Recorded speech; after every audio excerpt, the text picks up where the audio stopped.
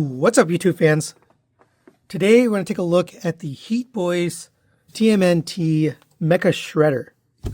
So this is the fifth in the series of TMNT figures from HeatBoys. We looked at all the turtles already, and now they're getting to some of the bad guys, so that's awesome. And I did do an unboxing. There's a lot of cool stuff that comes with this figure. Today, I got this from Carl S. Thanks to him for sending this for review.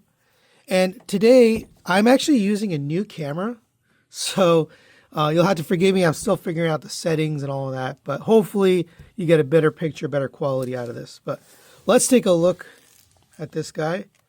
Got some really nice paint details on him. You got the lighter gray, a darker gray, some orange accents all throughout, some green accents. You have a lighter purple and a darker purple. Silver accents. There are some spiky bits, so you do want to be careful because, you know, it does kind of get in the way and it kind of poke you. But here's the back. He does have detail all throughout the back as well. Overall, it's a really nice looking figure.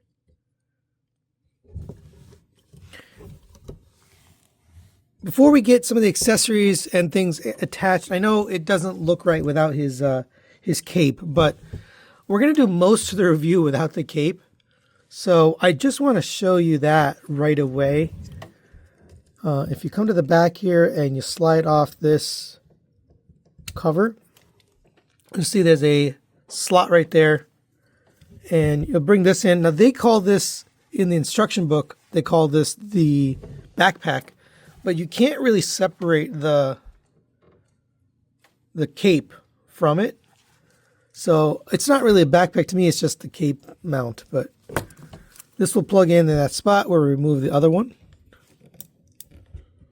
And now you have this look. And we can, you know, kind of pose the cape. It's got a wire mesh on the outside. So it's pretty cool. I mean, it's a really nice looking cape. And he looks great with it. But in order to demonstrate all the accessories and the articulation and everything else, I'm going to remove it. I just wanted to show you. It definitely finishes off his look by having this piece of it. I think this really gives him the right look. But for now, let's take that off. Let's go over his articulation. Head is on a double ball peg. There is a piston built into the front of the neck. That's kind of cool. You can see it going up and down. You get side to side of the head. Whoops, I popped this. The top of the head plugs in. That's where you put the battery compartment. I'll show you that in a bit. But it goes side to side, rotates around. And you get neck movement as well. So the neck itself can go down, which allows you way down and way up because of that. You have painted white eyes. I'm not sure I love the look of the eyes. It just doesn't look as intimidating. However, there is a battery compartment. So if you come to here, you'll see there's a battery compartment. I think it's LR641, 621. I don't remember. I don't want to tell you the wrong thing. But put the batteries in that compartment and then reattach this to the head. And if you bring in the mutagen can, this is actually a magnet. So one side is a magnet. So you bring it in close, you get green first. Do it again, you'll get red. I think the red makes more sense, but you can choose. One more time, it'll turn it off. So really nice display option there. Yeah, and for whatever reason, it's only one side of this mutagen can. The other side doesn't have the magnet. All right, continuing down, we have shoulders. These shoulder pads have a lot of movement. They go up and down. You can lift up this outside piece of the shoulder pad. There's two parts to it. So you get this piece that goes up and down, and then you get this piece. And you can kind of bring that down to cover the side of the shoulder. I have found that this has come undone from this peg pretty easily. So just be aware that you want to... that can rotate on there and pop off if you want it to. There is a panel here on the front and on the back, which allows a little bit more movement for the arm. You can rotate the arm around on a friction joint. It's very, very tight. A lot of the tolerances on this one are really tight. You have a rotation here at the bicep. I find this one is also pretty tight. As you mess with it, it loosens up, but it is maybe a little too tight. Out to the side, you lift up this armor piece. You can get the arm out to there. And you can lift the whole shoulder up. And this is what I was talking about. These, occasionally I knock it off this peg. But it is secure. It's just easy to do. It's easy to push it off. So you get up to there. You have a butterfly joint built in. So if you come to the back, you can see it actually looks like pistons back here as well. A lot of inner workings to make that butterfly joint. That's really cool. You know, I haven't seen a lot of that. Coming to the rest of the arm, you get a double jointed elbow. Gets you the full bend. You have a elbow pad with a piston built in. I mean, there's a lot going on here on this elbow. It's not just a simple elbow. There's a 4-piece elbow. All right, coming to the front, we have, I do notice these feet, you have to kind of plant them, but wrists are on a peg, so they rotate, they fold in and out. You have alternate hands, so the hands aren't posable, but the alternate hands can get different looks for the hands. All right, for the waist, we've got side-to-side movement here at the mid-waist. I'll show you on the back so you can see the spine as you bend the ab crunch. There's 2 points of ab crunch, one on this piece and one on this piece. So you go back and forward on that. It gets you down to there, basically. It's more of a crunch than a bend. You know, it doesn't really bend over. You do get that. And then you have a rotation here at the waist. It's really tight, and there's a lot of sharp parts, but it does rotate up to there and back to there. There's not a lot. It does kind of collide with his front. But there you go for the waist. Also, for this front section here, when you open this, these two can move in and out. So make sure they're out before you fold this back in to close up that door. For the waist, you have a hip skirt. It's a double jointed hip skirt. So it has a joint here in the middle. It's got a peg that can be rotated in and out. So you can go up and down. If we get that out of the way, you have the side hip skirt also on a hinge, and it can rotate. It's actually double hinge, but all of them are double hinges. And then the rear hip skirt is on just a single hinge. There is this extra bit of movement. If you open this up and then you pull this down, it exposes some more details and stuff inside. I'm not sure why you need that, but just a little extra thing there. Get like this booster or whatever. It's kind of cool. If we get access to the leg, you will see this front hip skirt can move back and forth. It kind of looks like a face. I don't know. Legs will kick up to there. Back to there. This one's tolerance a little bit better than some of the others. Out to the side. Let's just zoom out a little bit. Out to the side. You have a rotation here at the thigh on universal. For the knee, you have a 3-piece. It's double jointed. The knee pad moves separately. That's on its own hinge and its own little piston there. That looks really cool. There is a spring-loaded piece back here. So if you were to fold it all the way down, that will push down and in. The thigh piece you'll see extended out as I folded that leg down. You'll see it go back as I push it back in. So that's pretty cool. I mentioned this. We have these, which can rotate back. They kind of look like intakes or something, but there's little spiky bits. His ankle armor. For the feet, you have rotation forward and backward. It's way down there. There's a cover down piece here for the ankle. The toe bends at 2 spots. So there's a spot here. And so if your foot's not sitting flat, it's usually this one that needs to be straightened up to make the bottom of the foot flat like this.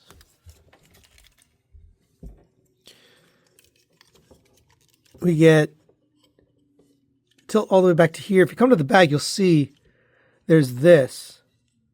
So as you rotate the foot back, it does move these little armor pieces back here.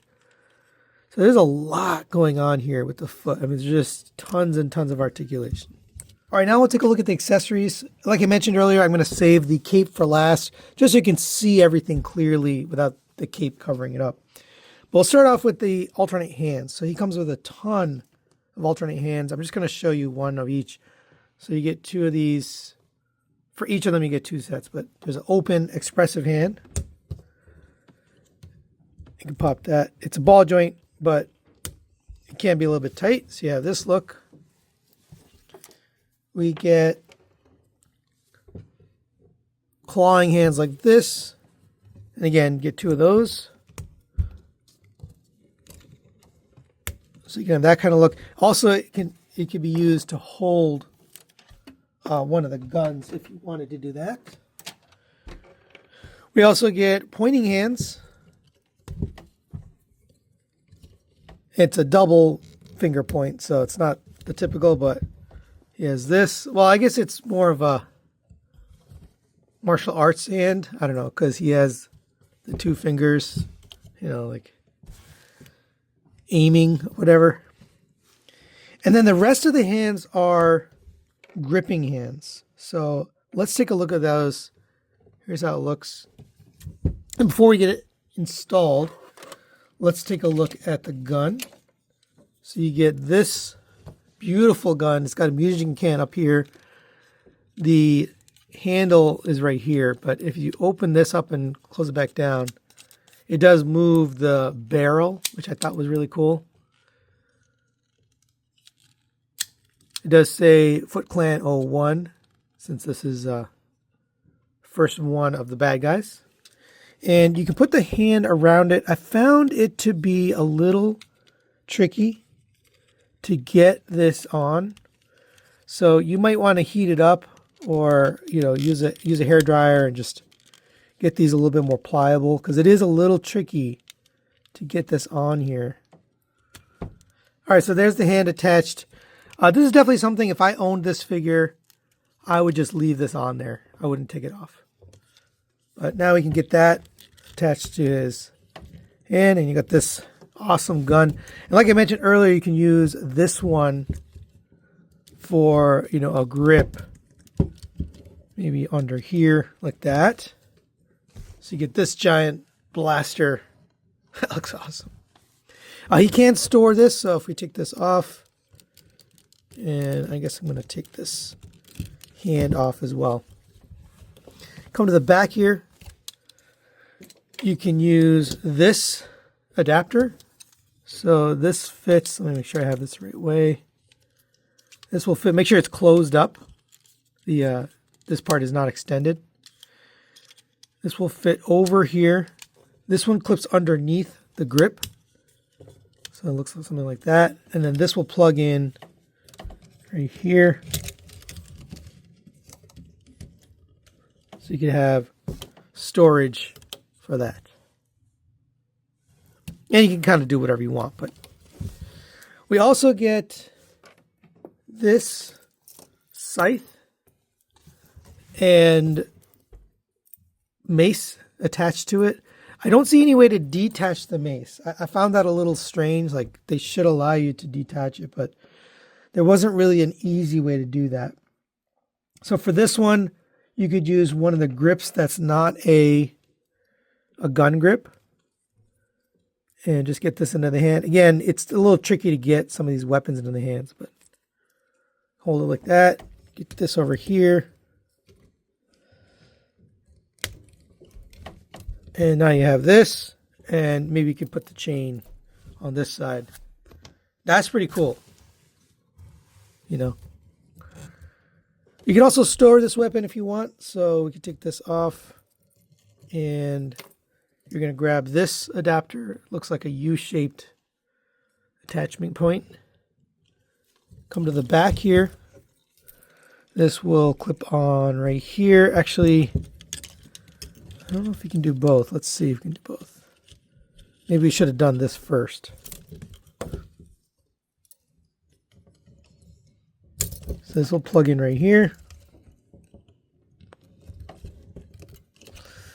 And then we can take this and, I don't know, just hang it over the top or something like that.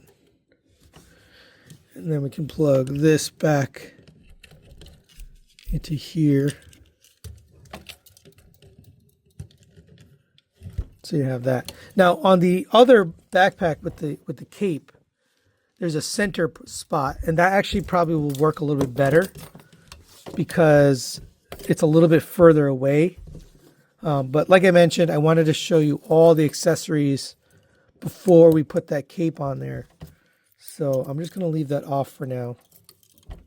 Oh, but you can, maybe you could have it like this, actually. That might be a good display option too, up and down. Yeah, really lots of options there. All right, then we get these swords, which are beautifully done. You know, purple, light purple, dark purple, silver, and gunmetal. And these will also fit in these sword holding hands. Same thing as I mentioned before, you know, it's a little tricky to get them in there, but you can make sure you have this on the front of the hand, or facing towards the front.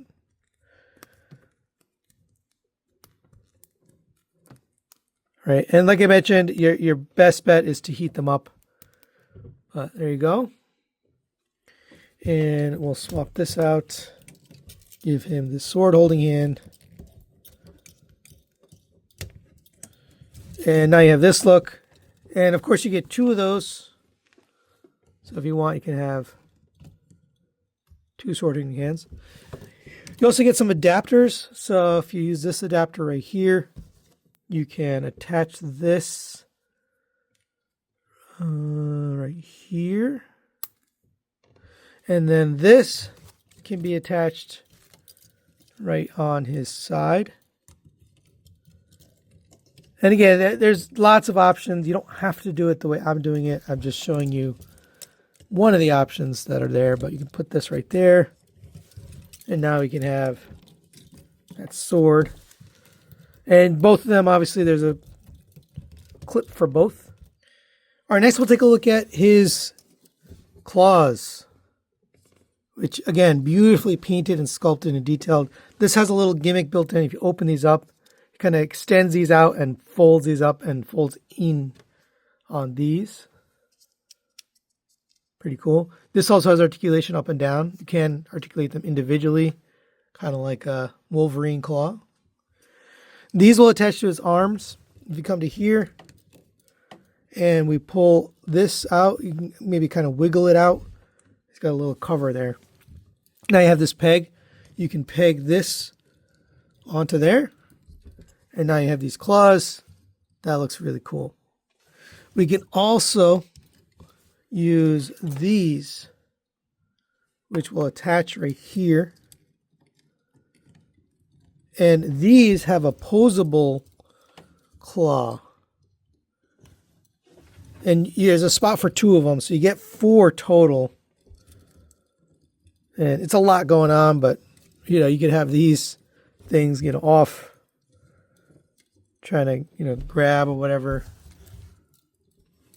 So there's another option. And we'll just get both of them on there for looks.